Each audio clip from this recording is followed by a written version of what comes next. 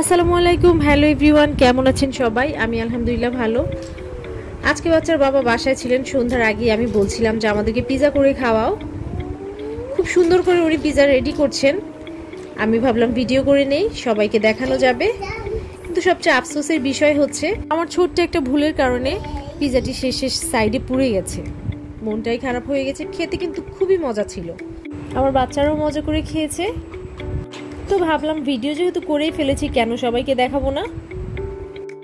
কিভাবে যেন আমার বাবু রাব্বু খুব সুন্দর করে শর্ট সময়ের মধ্যে আমাদেরকে পিজা করে খাওয়ান। আমার কাছে একটু ঝামেলাই মনে হয়, এই কাজগুলি উনিই করেন যখন অফ থাকে।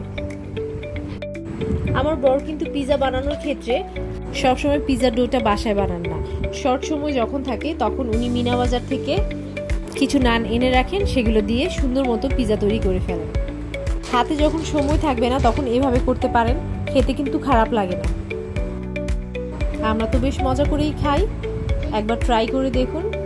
ঘরে যাদের বাচ্চা কাচ্চা বাহিরের খাবার প্রতি খুব বেশি আগ্রহ দেখায়, খুব বেশি চায়, তাদেরকে আপনারা বাসায় বানানো এরকম হোমমেড পিজা তৈরি করে দিতে পারবেন।